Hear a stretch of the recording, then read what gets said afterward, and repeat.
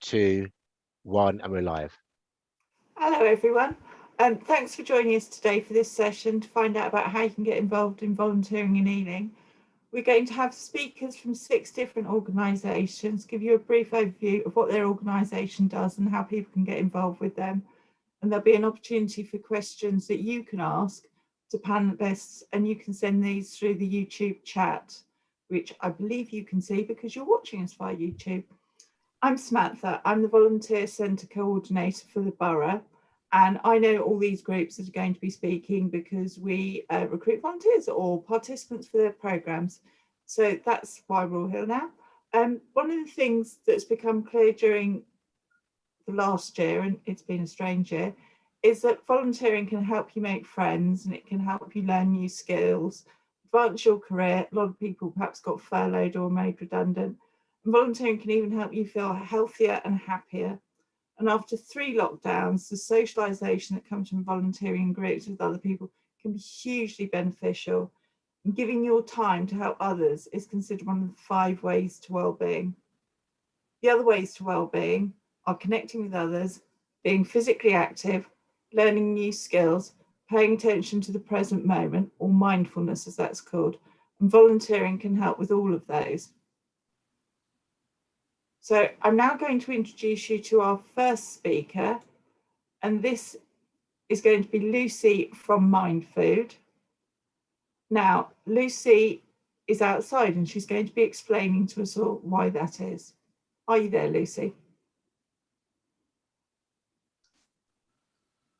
Oh, you see, this is the thing. We did worry if there would be any little glitches in the technology, and clearly there are. Shall I?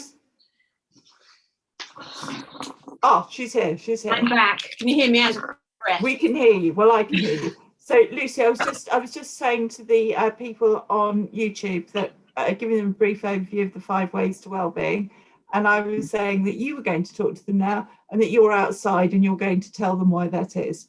So I'm here now. Yes. Literally starting. Hello, hi there. Gosh, talk about 11th hour. I'm really sorry. I suddenly realised that my technology was out, so we're all on power now. But my name's Lucy Clark from Mind Food, and we're a mental health charity and in Ealing, and we help people with their mental health by teaching food growing and ways to improve your mental health, things like mindfulness, mindfulness, 5 ways to well-being, how to get a diet that's good for your brain, how mindfulness, how gardening is like a sorry, I'm a bit out of breath to be honest, is such a good way to just slow down really. We say that when you're indoors and a busy thinker, it's like your brain is just fizzing with a million thoughts, and it's like having 10 people trying to live in a 1-bedroom flat. It's just not going to work. When you're outdoors and in nature, it's like giving all of your thoughts their own bedroom. So it's just a lovely way of slowing down and being able to come to each of your thoughts in their own time and work through them in order.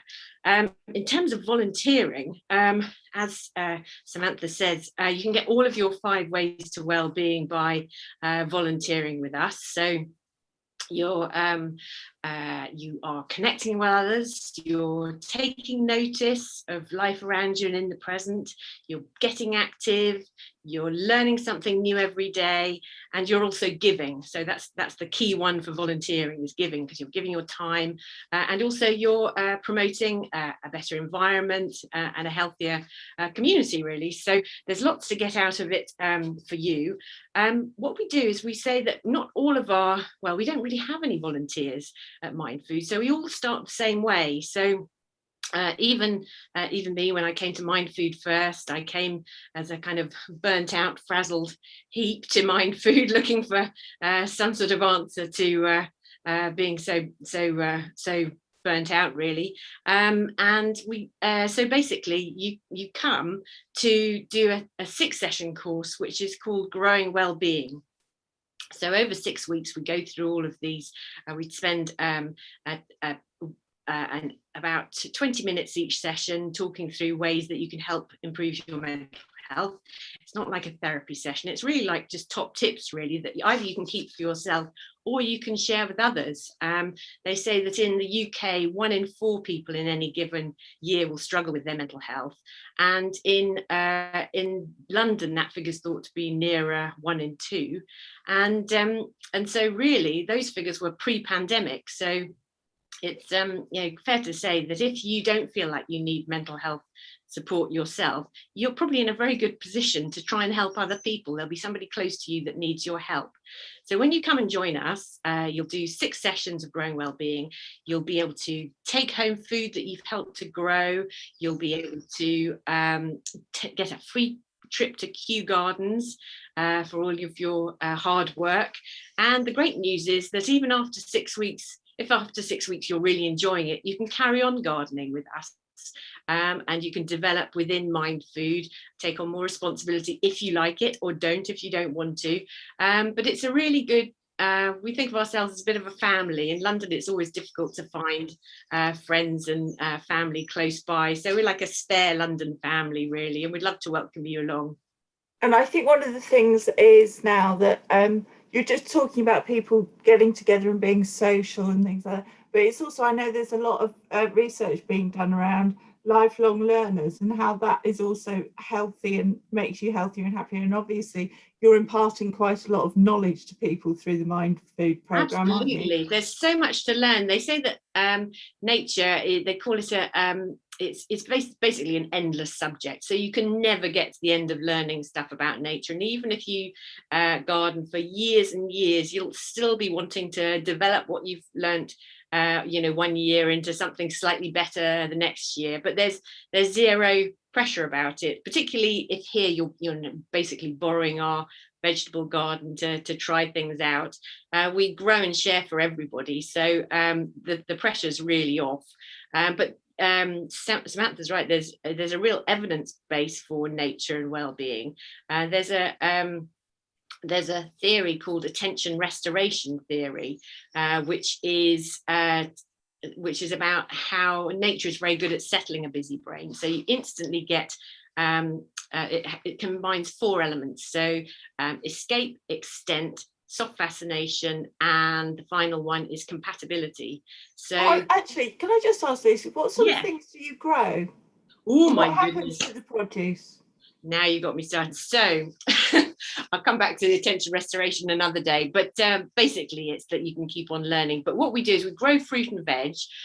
We've got a wide range of things growing at any given time of year. We're coming into the fruiting season. We've got tomatoes on the go. We've got I'm sitting in a lovely dome, so we can grow things under shelter in the warmth. So things like cucumbers and chilies and so many things.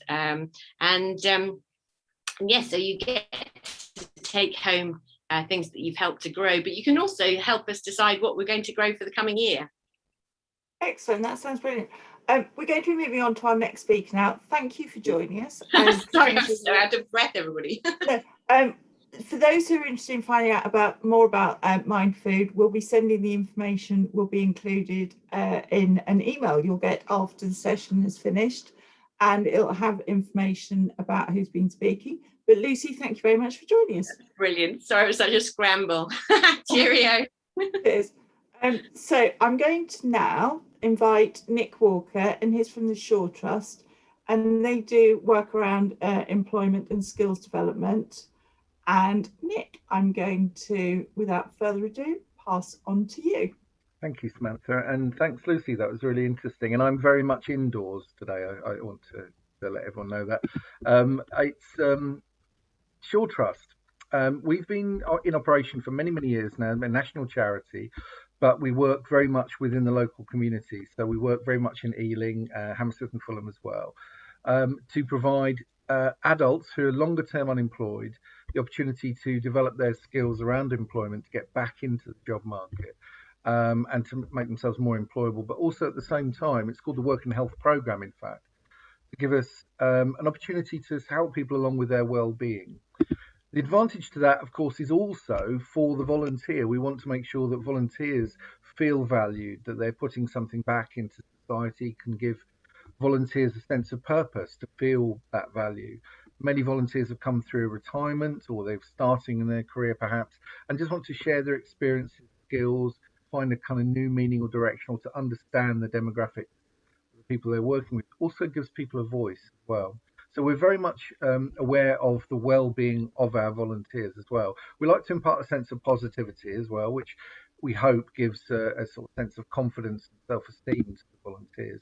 Of course, it can boost your career as well, and you're going to learn new skills, a whole range, in fact, of soft and hard skills, teamwork, communication, listening, leadership, etc. There's lots of many things, but it does give you hands-on experience to practice those skills as well. And we genuinely feel that one of the benefits of volunteering and volunteering with Shore Trust is that you can make an impact massively, and it's fairly immediate. You can see the opportunities to contribute every day to the kind of community and the world that we'd like to live in, I suppose. It gives you What sort of roles do your volunteers do with you, Nick? Yeah, so let's split them into two, I guess. The first one is the employment support coaches or volunteers, and basically they would sit either virtually or when we get back to face with the participants on our program, one to one, or sometimes in group activities around things like employment skills. So, for example, interview skills, being able to sort of amend and construct a better CV, cover letter, understanding the job market, maybe a bit of career advice if they have that knowledge, and also navigating around applications, knowing the right kind of words to say, and job boards and things like that. On the wellbeing front, it can be anything from yoga, mindfulness, as Lucy was saying, really important, 5 ways to wellbeing, helping manage anxiety, sometimes in a way just helping to befriend people, just to combat isolation. So lots of different opportunities really for people to get in on board rather. And I think if you believe in what you're doing, if you have a passion to create that impact, and it allows your actions to be led from a place of passion and passionate intention, a love of people, the issues, etc., then we find that commitment, generally follows suit in there. So for us, I think, that helping to empower others is also helping to empower ourselves. So volunteer to empower people to reach their goals effectively, Samantha. Excellent. I think that's really. Do you have volunteers from a sort of wide background and from different age groups helping you? Absolutely, yeah. So you have to be over 18, and all the participants on our program are over 18 and under retirement age. But you can be retired if you are, then that's absolutely fine. We absolutely, as Lucy was saying, we do encourage the 5 ways to wellbeing, and giving obviously such a major one for that. But you really need to have either some experience of employment or in the job market and knowing how that works a little bit, and or if you're going to run a group, you would have to have some qualification for that. But if you want to just be part of that and get some training for that, that's also possible as well. That's great. So you do training for people as well? To some degree, yeah. I mean, I think if you've absolutely no empathy in terms of the abilities to be able to sort of communicate in that way around well-being, it's a long journey, that sort of training, but nonetheless it's being part of that community where we run focus groups, helping people in terms of mentoring, and looking at sort of certain national days where people are being supported. So it could be how to overcome a challenge, working with some of our senior volunteers around some of the sort of NLP, neurolinguistic programming, or cognitive behavioural therapy groups, which obviously they are very much trained for. We can't set you on a training course for that. That would be something that people have to do. But we also run things like healthy eating and nutrition groups, so you can kind of learn and be sort of on-the-job training in some of those groups that we offer. And I suppose ultimately, just getting back to that, it's one of the things that we really encourage. Like I say, the benefits for your health of the studies obviously prove that focusing on someone else other than yourself can really sort of decrease stress levels. So it's really important that we look after the caring for the carers as well. Sure. No, that's really good. That's really good. What sort of feedback do you get from the volunteers that you involve? We get some great feedback, actually. Largely the feedback tends to be when it was pre-lockdown, as it were. It was a lot of kind of the one-to-ones were face-to-face, so it was really encouraging. People built up those relationships because they're not one-off sessions. You would be seeing the volunteers would be seeing the participants on a weekly basis, for maybe sort of 4-6 weeks, that sort of thing.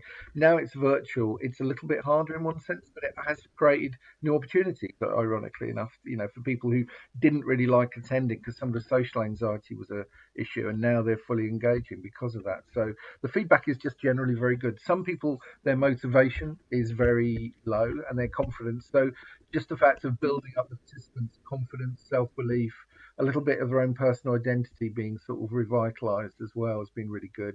And they've really noticed the difference, even in 4 to 6 weeks. In terms of the staff, talking about the volunteers, they're hugely supportive. This week, obviously being Volunteers Week, we've had so many sort of testimonials saying how much it's really improved their participants' lots, not only that they're closer to the job market or they've indeed got a job, but also they've really noticed their sense of calm or their purpose or motivation and focus has been really improved just by that interaction. So the feedback is pretty great, I have to say.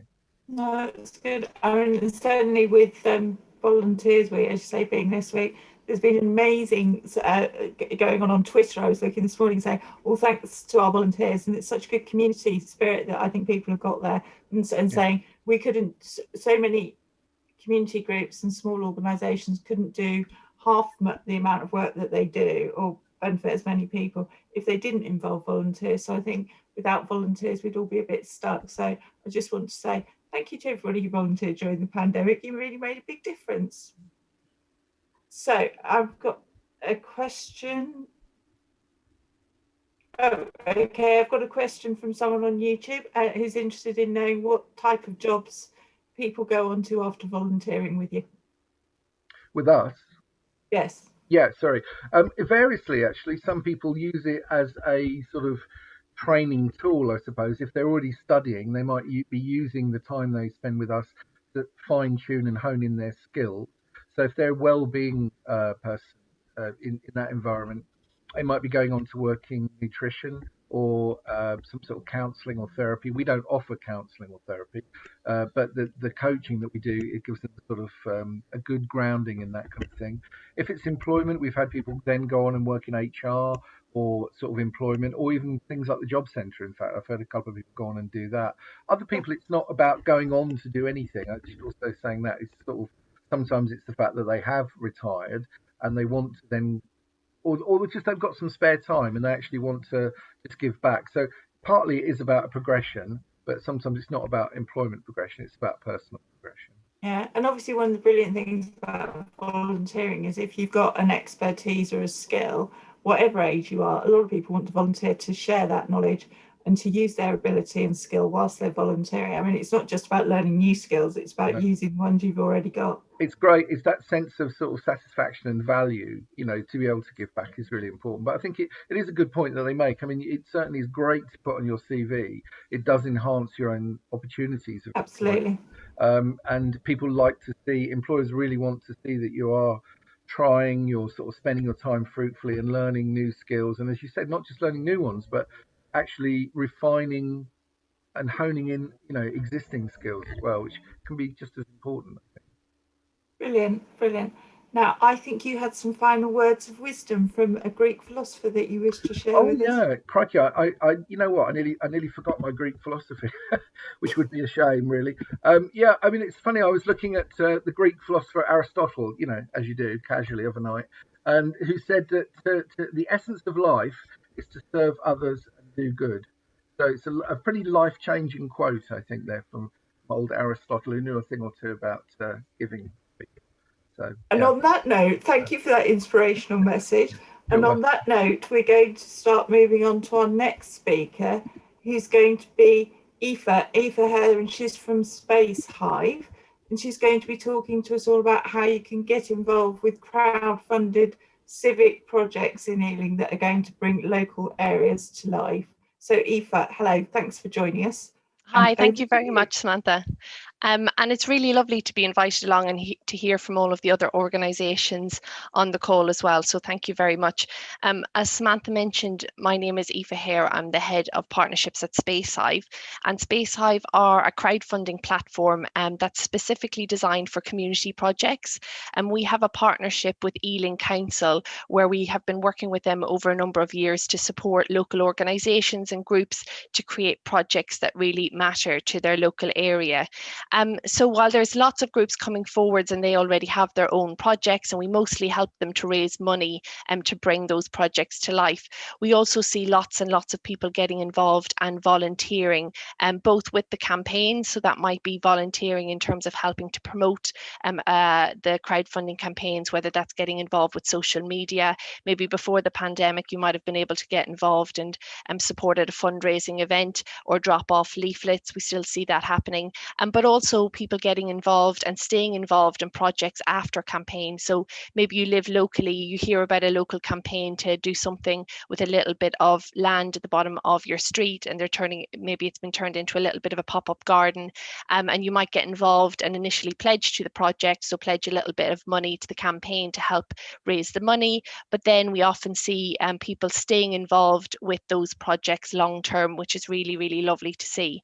I've actually got a few slides that I just want to very briefly share with you, because I guess from a SpaceHive point of view, we're here as ambassadors on behalf of our projects, the projects that are currently campaigning on SpaceHive. So I want to just share a few slides that very briefly talk through some of the projects that we currently have on, and then explain a little bit more about how you can actually use the SpaceHive functionality to get involved as a volunteer. So hopefully this is all going to work as it should.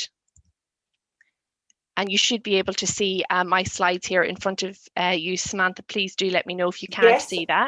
I can see them, so hopefully the viewers on YouTube can too. Perfect. So this first slide is just a little bit of a plug for the Future Ealing crowdfunding programme microsite on SpaceHive. So we've got that link there at the bottom of the screen, and I do encourage you to go and view the information there on the Future Ealing crowdfunding programme. If you follow that link, there's lots of information about our upcoming round. So we will have a new round opening for new projects to come forward in the autumn time, but more importantly, you can also see all of the existing campaigns that have successfully run on SpaceHive through this programme, and also our current campaigns as well. In terms of the benefits of crowdfunding, they align with a lot of the things that have already been mentioned around the 5 ways to well-being and the benefits of volunteering. And it's all around bringing people together, learning new skills, building relationships, and having that sense of ownership. And I think that sense of ownership is something that's really, really interesting when you think about communities coming together and creating projects, raising the money for the project themselves, and then delivering that project. That sense that, you know, you really are part of the community and you have that ownership over the project when it's delivered.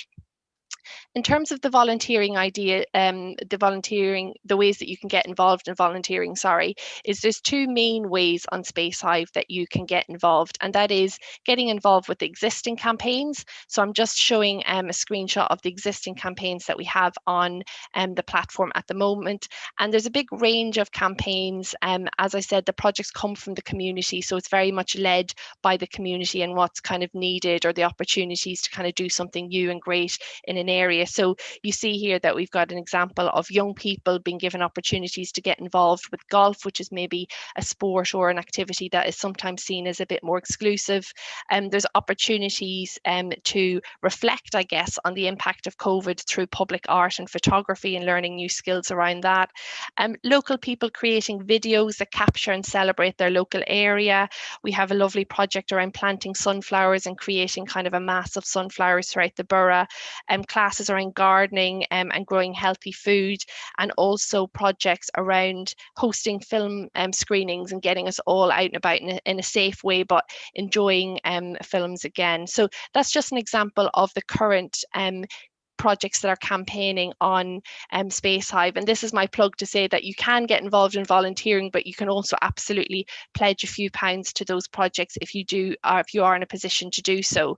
So if you do go onto the Space Hive platform, you see a project that looks quite interesting and you'd like to get involved, I would encourage you to have a look and see if they've got a wish list set up. So this is a place where projects can list the ways in which people can get involved. If a project doesn't have a wish list, there will still be ways for you to get involved, but you might need to just reach out to the organisation directly and say that you're interested and start that kind of conversation with them. But actually the wish list functionality on Space Hive is an easy way for volunteers or people who want to get involved to have a look and see what kinds of things the project might need. So this is an example from the Ealing Unlocked Pandemic Public Art Project, and you can see that from the wish list they're interested in graphic design, social media, anyone who can help with construction, preparing or building exteriors, the exterior of the installations, or the public art engagement. So if anyone does have those kinds of skills, or you'd like to develop those skills, you can go on to the Ealing Unlocked Pandemic Public Art Project page, and then on the wish list you can see there's a button there that says offer something, and you can click offer something, put in your details there, and the project creators, the organisation behind the project, will get your details and will be able to get in contact with you. If you are looking through the projects and it's not clear to you how you could get involved, or if you have a project idea, so if you're from an organisation or you're a group of residents or neighbours who would like to do something, and you're interested in potentially creating a crowdfunding project, please do scribble down the details there in front of you, and we can share the details on It's all right, we're going to send everyone, we'll get the information afterwards, so you don't all have to start hunting around for a pen. You will get the email, the information if you've logged on to the session. That's great. And they were just the few slides that I wanted to share with you. So you should be able to see my face now. The slides shouldn't be shared anymore. Is that okay, Samantha? Yes, hang on, I can still see the slides. Are they? Now let me see. Oh no, they've gone. They're gone. Perfect. There's just a bit of a delay. It's your attractive face again. I was just going to say, the Space Hive has such a big. Those projects have such a big impact, though, don't they, in the borough? And it's really about local empowerment and people getting active and having a big impact on their own spaces. Absolutely. And from a Space Hive point of view, we work throughout London, throughout the UK, but in each area, it's just really lovely to see the local groups come forward and seeing what local people in those areas care about.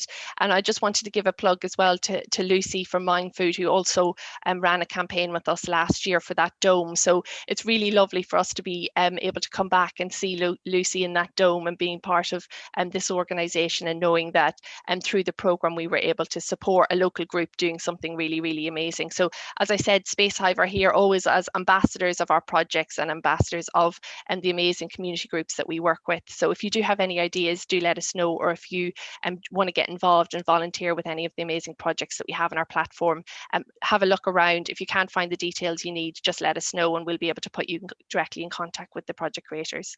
Oh, that's great. And it's great that Lucy's can be an inspiration to other people who might get involved as well. So it's really wonderful. Right. Our next speaker, and thank you very much, Aoife, for joining us. And our next speaker is going to be Christine from Age UK in Ealing.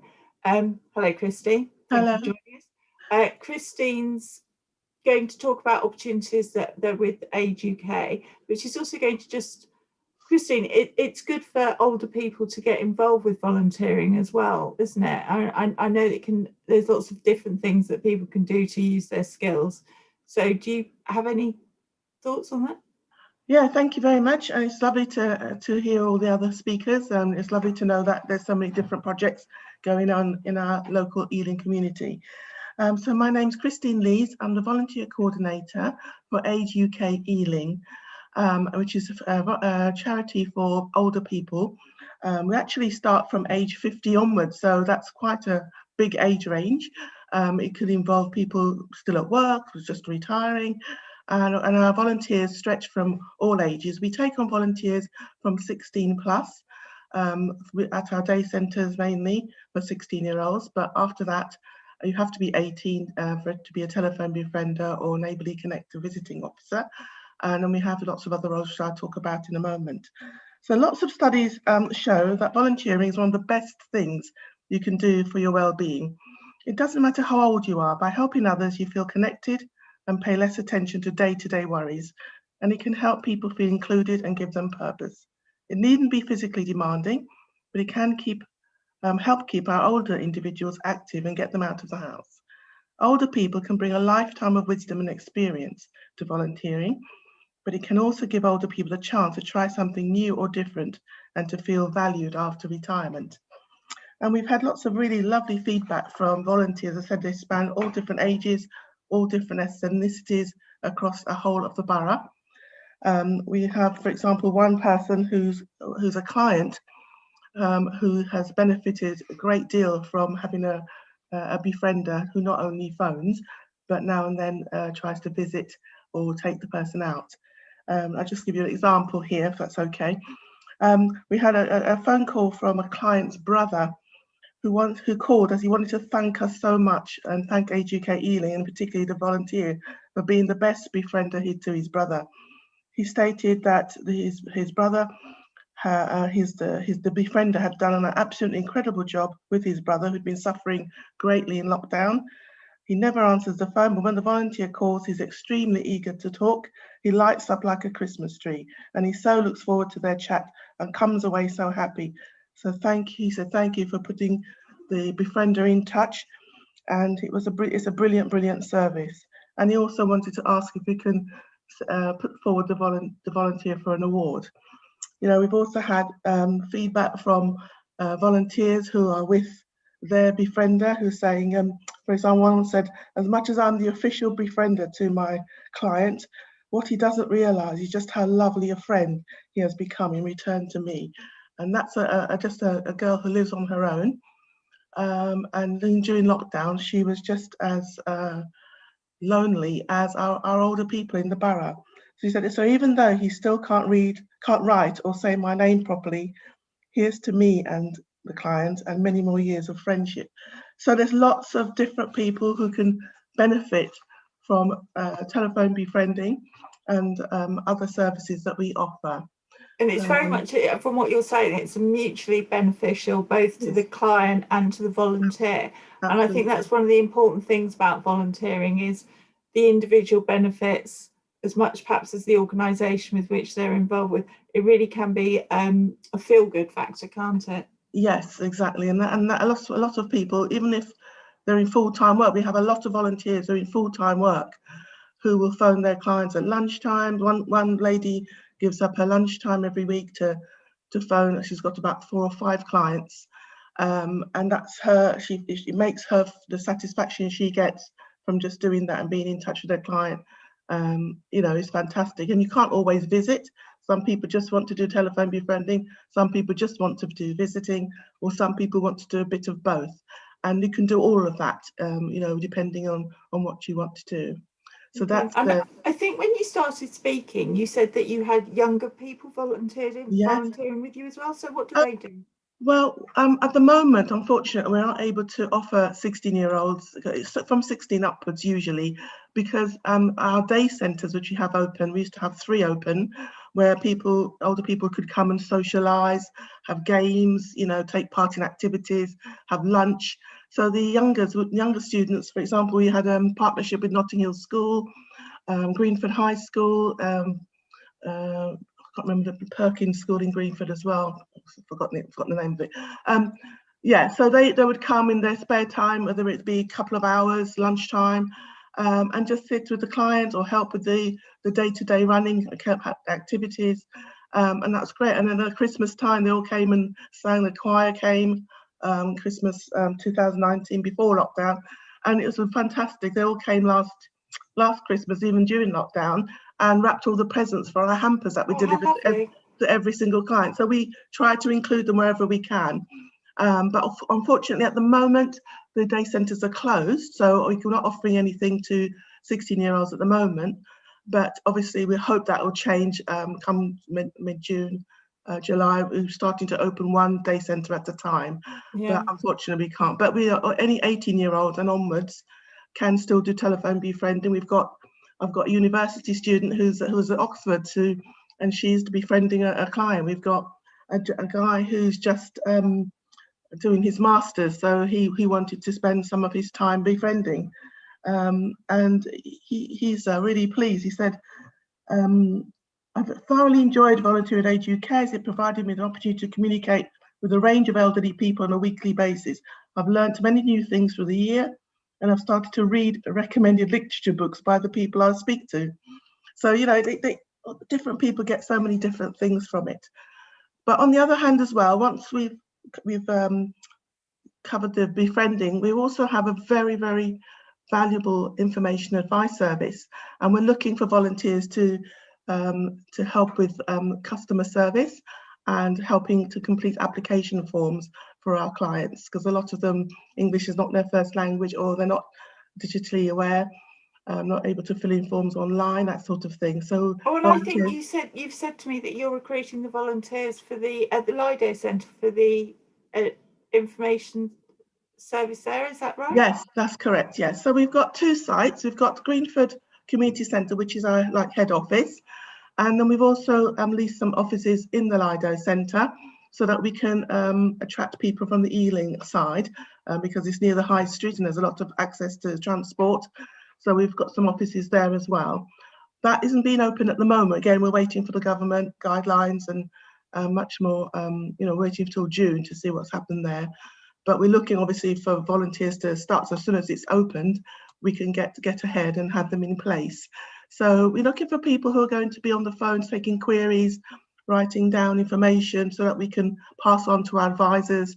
They help with benefit, all sorts of, they've got links with housing benefit, a DWP, pensions, all sorts of things. They've been there for years, and they help people with all sorts of queries.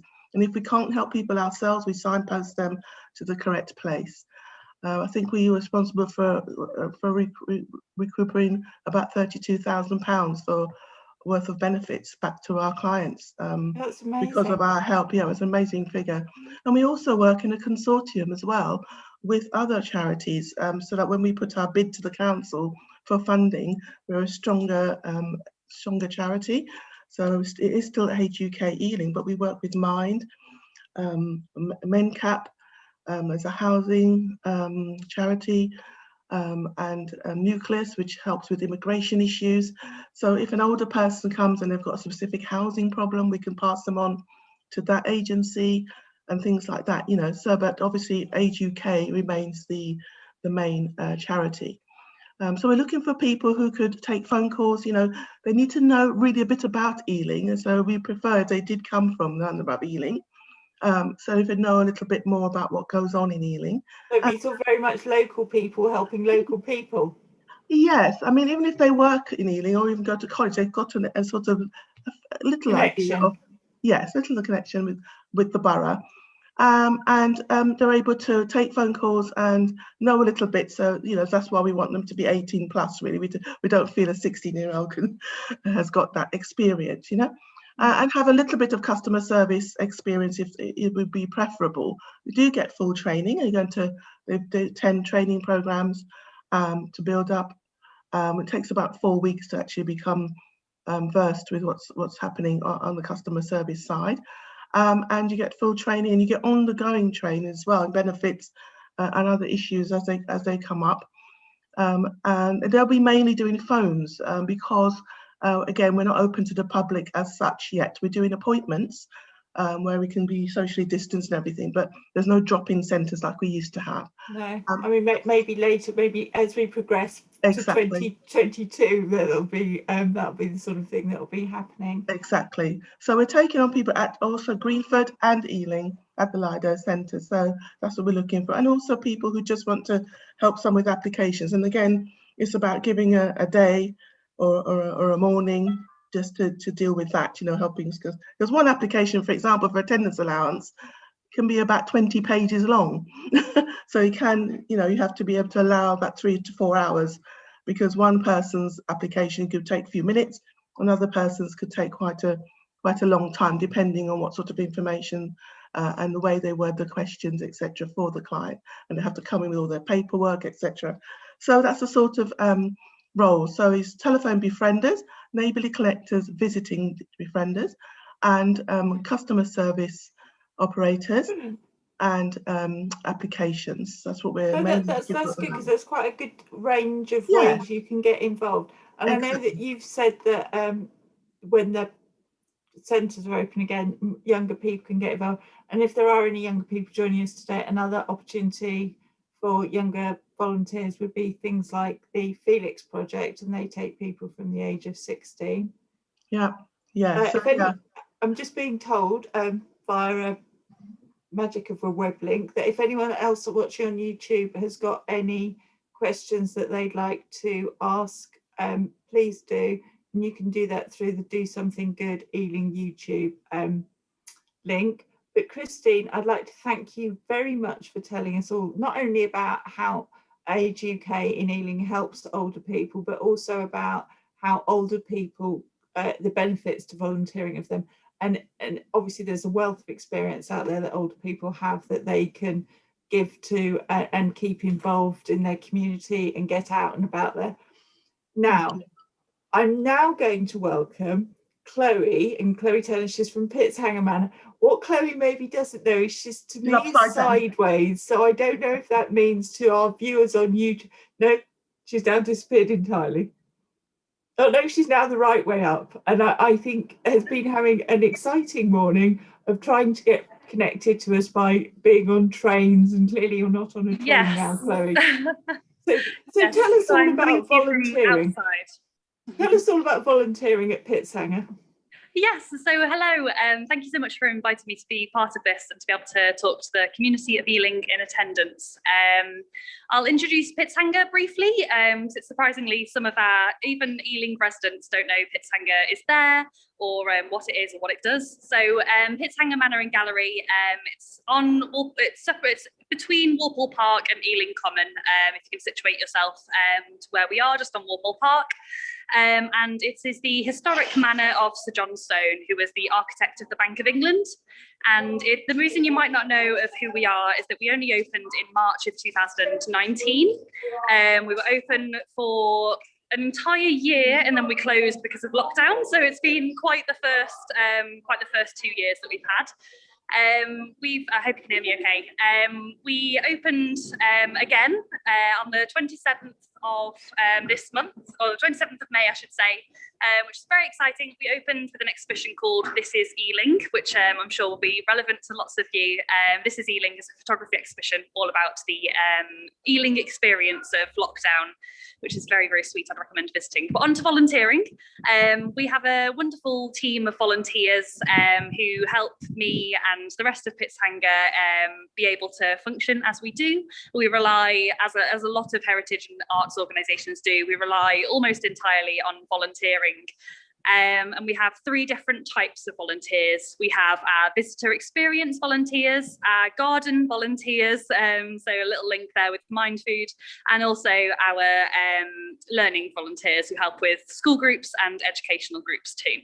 So I'll start with or I'll start in the order I've said them. So our visitor experience volunteers are our biggest team that we have, but also the sort of most necessary team, perhaps. Our visitor experience volunteers help us interact with visitors, as the title suggests. So we currently have 3, we have 2 exhibitions and a manor house. That's quite a lot for visitors to take in. There's a lot of information that visitors can absorb as they go round, both in terms of there being a manor house, the contemporary art space, and we've recently opened a brand new exhibition all about the restoration of Pitshanger. So some of you, I don't know, well, I can't see who's in attendance, but if there's anyone who's lived in Ealing for decades and decades and decades, you might remember us as the Ealing Library, which is so hard for me to imagine because I've only seen it as Pitshanger. I would love to see it as, sorry, a bit of background noise. I would love to have seen it, what it looked like as a library. It must have been beautiful. But so a lot of our volunteers are from Ealing, which is lovely because they've got all of those stories about remembering Pitshanger when it was a library, remembering seeing the restoration process as they were walking past, on their way to their morning coffee. So what our visitor experience volunteers do is interact with visitors, give them more information, both about the house, about the art that we show, also where are the loos, and our volunteers also help out in the shop, and I'll keep it quite brief. That's what majority of our visitor experience volunteers do.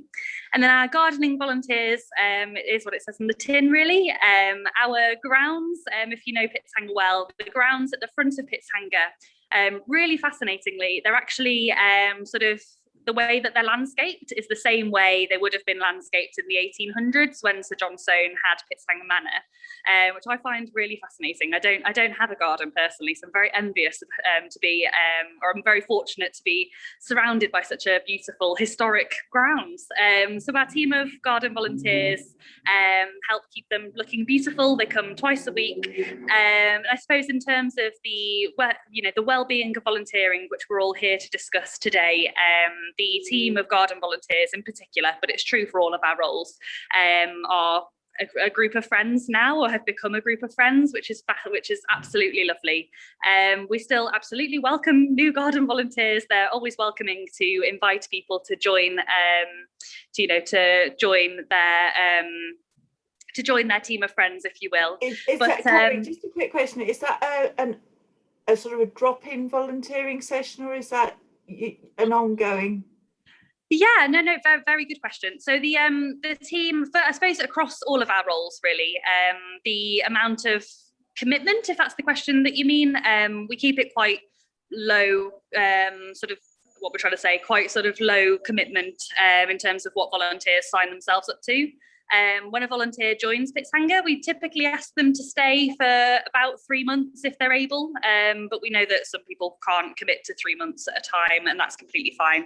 The gardening happens every twice a week, every week. So, but volunteers, can absolutely drop in one Monday and then skip 2 weeks and drop in the following Monday. That's really good. That's good. So you can fit it in around your own commitments and things like that. Exactly. And I say that's definitely the case for our visitor experience volunteers as well. I'm very, very much empathetic of people's lives outside of volunteering, and I think that's a really important thing to consider when we talk about welcoming in volunteers, of what sort of flexibility we're able to offer as well, because volunteers give, as we've all mentioned, volunteers give us so much as an organisation. We wouldn't really be able to open the doors without volunteer support, so it's fantastic. But some of our volunteers, for example, are students, so if there are any students in attendance, we're very much willing and empathetic and flexible. That some of our volunteers, you're right close to the university, aren't you? Yes, exactly. Just down the road. Yes, we have a lot of students joining us, especially design students and architecture students and art students and things like that, because it's all relevant skills to be in an arts and heritage and architecture organisation, I suppose. But yes, I'm very, very much used to our student volunteers disappearing when they've got a deadline due, as long as they let me know in advance. That's absolutely fine. And then so I suppose it's gone from. I was going to ask you a fascinating question. Oh, it's going to be. Would I be right in thinking that you wouldn't be able to sort of run Pitshanger, in fact, without the involvement of the volunteers? Yes, that is absolutely the case. Yes, the visitor experience would be drastically different without our wonderful team of volunteers. So if you visited Pitshanger, hopefully you'll agree that we have volunteers sort of situated in every few rooms around the manor, giving invaluable information to visitors and information about that's really necessary for visitors to know where they are and what they're seeing, kind of thing. So you don't have too much words on the wall, as it were. But yes, in terms of the security of the building, in terms of the invigilation of the building, especially artworks like our Anish Kapoor exhibition, which some of you may have seen, volunteers have been absolutely invaluable in keeping Pitshanger's doors open. We wouldn't be able to do it without volunteers, which is brilliant. That's great. And just another question I'm being asked is, so if somebody's got an arts and culture background, is there a way that they can is there some way that they could use their learning and background in getting involved with you? Yes, so a third role that I've not mentioned, which is when sort of an arts and heritage background would be incredible, is our team of learning volunteers. And what our learning volunteers do is support with learning, but I think people normally think that means schools, and it does. It can mean schools. Our learning volunteers support our school groups, support our sort of after school clubs and things like that we've got, but also adult events as well. So we have, for example, we have a lot of adult learning classes, which volunteers, again, are absolutely integral in supporting. And yeah, in terms of the well-being that we're able to offer Pittshanger, I hope our volunteers agree that we're able to offer definitely friendship, definitely part of being a community, being able to be part of an arts organisation and be surrounded in such a beautiful building and be surrounded by artwork, to be able to have that mindfulness and reflecting on the artworks that we hold, and the beautiful building that we have to house that in. And yeah, I suppose that's a very, very brief overview of both Pittshanger and amazing. So you've broken your holiday journey home, for which we're grateful. Yes. You've given us a huge amount of information about Pittshanger. Are you open? When are you opening again to the public? So yeah, we're currently open. We opened on the 27th, and This Is Ealing exhibition is on until the 6th of June, and that's free for Ealing residents. And yeah, I'll share with you more information about how to volunteer at Pittshanger. Great. So if anyone's interested in any of the roles that Chloe's turned around, again, we'll send out information afterwards to let people know that how they can apply to volunteer with you. So thank you, Chloe. You may continue your journey home. Thank you very much. It's been a pleasure. Thank you so much. Thank you.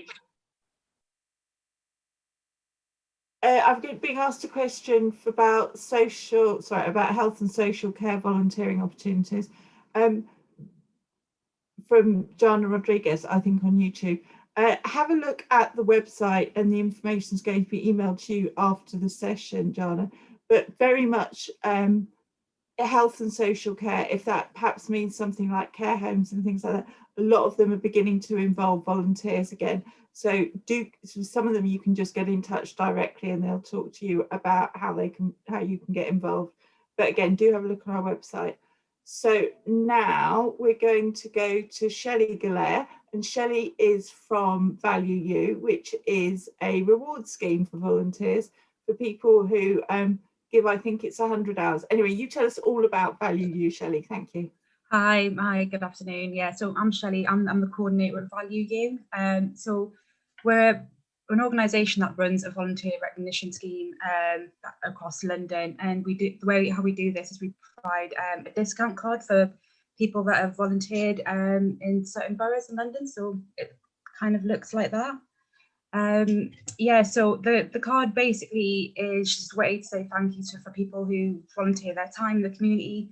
So the card provides discounts to over 600 businesses across London. Discounts range between 10 and 25% off goods and services. So it could be like a bookshop or a cafe, a hair salon, giving money off their goods and services. So the card's available to organisations and charities and other non-profits. To be eligible for the card, a volunteer has to have volunteered 100 hours within the last 12 months with a non-profit organisation. And volunteers can apply themselves for the discount card themselves by visiting our website. So you can go to www.valueyou.org. There's online application forms, and they'll fill out all their information.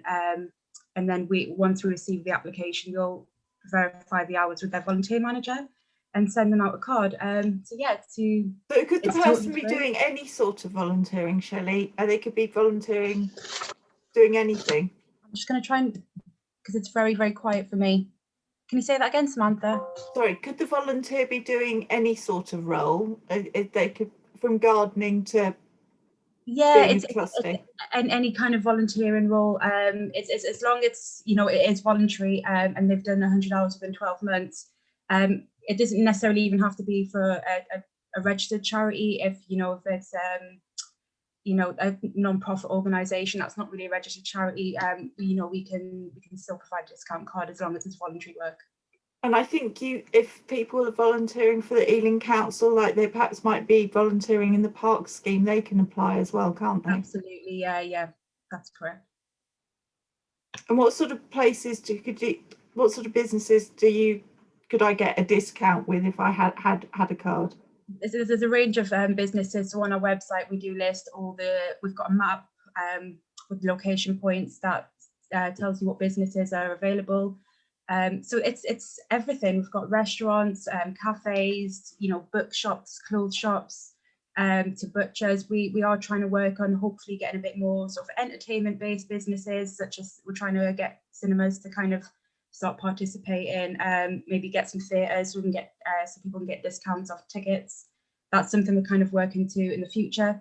During the lockdown, we actually worked on getting some independent businesses to provide online discount codes. So we sent those out to volunteers via email so they could benefit from online discounts while they couldn't actually be out in the community visiting businesses.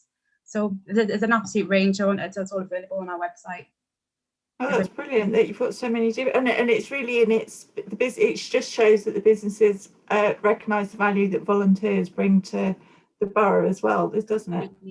It benefits the businesses because hopefully they're getting new customers, and it's also raised the profile of volunteering a little bit, because generally a volunteer will go in there and the business might ask them about like their voluntary roles in their organisations. So it does start a good conversation about volunteering, I think, in general as well. Oh, that's great. That's great. How many people? I mean, I suppose it's one of those schemes that you could have an almost limitless number of people sign up for. The more, the better, in a way. Yeah. So the card, actually, what I didn't mention, the card is valid for 2 years. So we started in 2014. I think the pilot scheme we launched in Ealing, the first location we launched the scheme. Since then, I think we've had over 3,000 volunteers register for the discount card, somewhere around that figure. Really? God, that's a lot, isn't it? That's brilliant. Yeah, so we're in 18 boroughs across London. Again, all this information's on the website. I'm not going to try and remember them off the top of my head. No. Sorry, I won't quiz you and make you tell me them all in alphabetical order or anything like that. Yeah, it's quite spread out across London. And yeah, we've got about 600 businesses across London, and as I said, a handful of online businesses where volunteers will get a discount code. Yeah, that's great. I do know I had a volunteer. I had someone volunteering for me, and she had Value U card, and every day she was delighted that she could take it to the local cafe and get a discount on her lunch. So it really does. People get a great sense of feeling valued, excellent given the card's called Value, but people do really feel valued and thanked if they've got the card. So I know it does have a really good. I feel like that's true, and like we know that volunteers don't volunteer generally to receive thanks. It's because they want to do it and they enjoy doing it. But I don't see any reason why we shouldn't still find a way to say thank you anyway. Okay, that's brilliant. I'd like to thank you, Shelley, for telling us about the Value U scheme and for joining us today. And I've realised that we're coming up to the end of our session. So I'm just going to bring things to a close now. Finding volunteering opportunities. I think magically a slide is going to appear. So as I've said a couple of times during the session, the information is going to be emailed to everybody who registered. So you will get this, so you don't need to find a pen quickly and scribble things down. You can look at the website for Ealing Hounslow CVS, and there you can register on our volunteering portal. You can search for opportunities. You can see what interests you.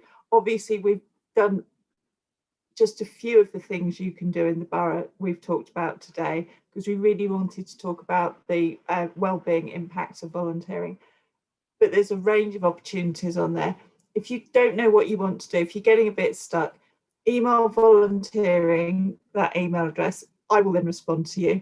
And please follow us on Twitter, because I like to share volunteering news and opportunities that come up. And then there's the Space Hive, I think, is the next. Am I right? No, do something good. I apologise. This is the website. You can find out about volunteering on there. You can find out about how you can get involved with projects that are run by the council, like the parks volunteering I mentioned earlier. So look at that website. They're very helpful. They ran the Ealing Together scheme during the beginning of the pandemic, and I think lots of people in the borough wouldn't have coped without them. And again, follow them on Twitter as well. And then finally, this is what Aoife was talking about, which is Space Hive, and that's their website, and that's the email address for that. And some really great projects there that Aoife was telling us all about. So I hope you'll want to get involved in Ealing, in volunteering in Ealing. I hope you found today's session interesting, and you've heard some fascinating stories from some of the different groups that do things in the borough. And I hope you'll think about volunteering and getting out there yourselves. So thank you all for joining us. Thank you.